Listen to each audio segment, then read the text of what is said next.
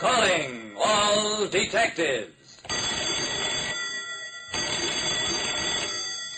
When two partners wanted to take out a big insurance policy, what somebody had in mind was a brand new kind of crime. That is the situation on this page from my casebook. The casebook of Jerry Browning, private detective. A private detective like me, Jerry Browning, knows that there are many kinds of crimes not named in the book. I entered the little cubicle that served as an office for John Cooley, head of the investigations department for Consolidated Insurance. Cooley turned his pale, cold eyes on me. Browning, ever hear of Flood and Saucer Wholesale Grocers? No, sir, I don't know the company. Cooley frowned, tapped a policy application on his desk with a bony forefinger. Neither have I, so far as I am aware. This is a business policy application, $500,000 on the life of each of the two partners, payable to the other in the event of the death of either. That's a fairly common form of policy, isn't it, Mr. Cooley? The little man nodded. Yes. Browning, I don't believe in hunches. Give me facts every time. In this case, I have no reason to recommend that the policy be refused, yet I have a strong feeling that it should not be accepted. You think there's something funny going on? I don't think anything. I hire you to get me facts, Browning. Go get them. Yes, sir. What kind of facts? Cooley glared at me. When does our contract with you expire, Browning? Never mind, don't answer. Find out how either Flood or Saucer intend to defraud us of $500,000. And remember, don't hurt anybody's feelings. When two partners applied for a mutual benefit $1 million policy, I was hired to find out whether there was any funny business going on. The first thing I did was take a look at the premises of Flood and Saucer Wholesale Grocers. They had a big office and warehouse on Crosley Square, half a dozen big trucks loading at the platform, employees scurrying all over the place. From where I sat, it looked like a big business, one that warranted insuring the lives of its owners for $1 million. I didn't try to talk with any of Flood and Saucer's employees. Instead, went to their customers.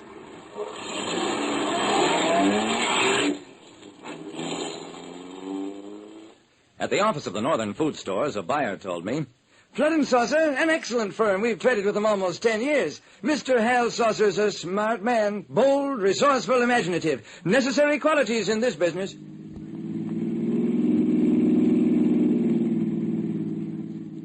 At the office of my friend Milton Weiss, the accountant, I got a slightly different picture. Jerry, Flood & Saucer have been buying heavily in the various produce markets in anticipation of a general price rise, which most people believe is coming. I shrugged. Is that bad, Milt? No, if Saucer is right. However, most such companies are satisfied with normal profit and don't risk speculating in commodities, since the price of being wrong is going broke. Right now, Flood & Saucer are overextended. Their position is not liquid. I nodded. Milt, would you say that at a time like this, the partners are justified in paying the premium on a $1 million insurance policy? The accountant smiled. If I were their auditor, I would advise against it for the time being.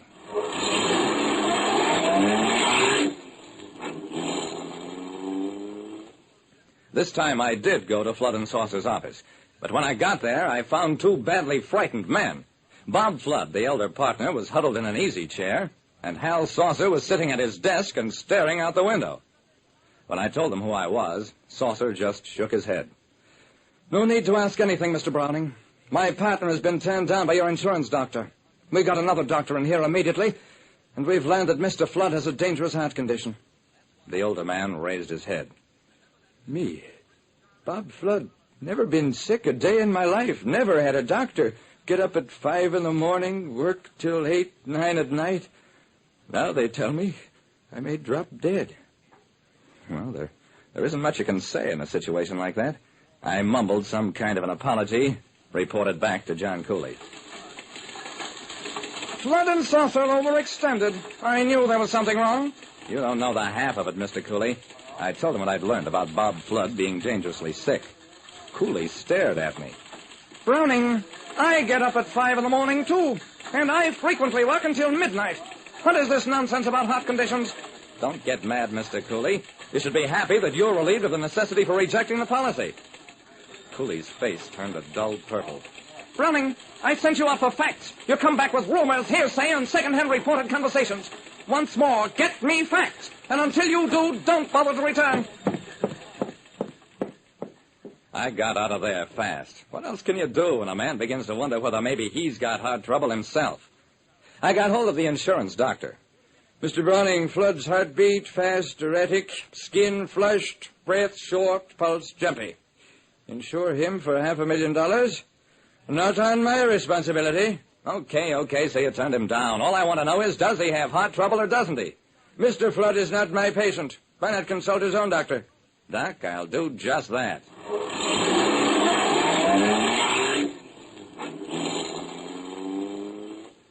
Back at Flood and Saucer, I was told that Mr. Bob Flood was away, couldn't be reached. And when I talked to Hal Saucer... I told you, Mr. Browning, that my partner never had a doctor. Consequently, I called in my own doctor, who made the diagnosis. I see. Well, my company would like to re-examine Mr. Flood. We think a mistake may have been made. Under no circumstances. I'm sorry we ever thought of this policy. As a result of it, my partner's resigning from active participation in the company, and I find myself without his help and advice at a most critical time. I nodded with sympathy. That's tough, Mr. Saucer. And by the way, what's your doctor's name, the one who made the diagnosis? Saucer turned pale. I refuse to answer further questions. Get out! I grinned at him. Mr. Saucer, if a partner has to sell out at a time when the company is in a speculative position, I bet he'd sell awfully cheap. You're a smart guy. Bold, resourceful, imaginative. That's what they say about you. You'd be bold enough to put a few drops of a strong stimulant in a man's drinking water, change his heart and pulse rate for a little while.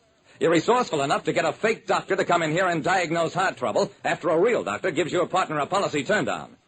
Now, the question is, are you imaginative enough to visualize what will happen to you when we charge you with trying to frighten a man to death in order to steal his business? Saucer glared at me.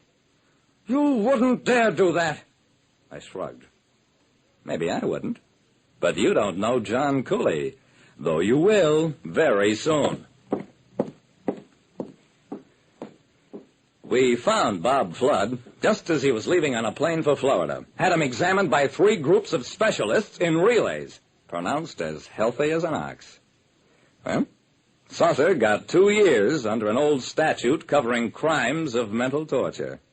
Like I said, a smart criminal may think he's invented a new kind of crime, but he forgets there have been laws almost as long as crimes. And there's always a punishment for every crime.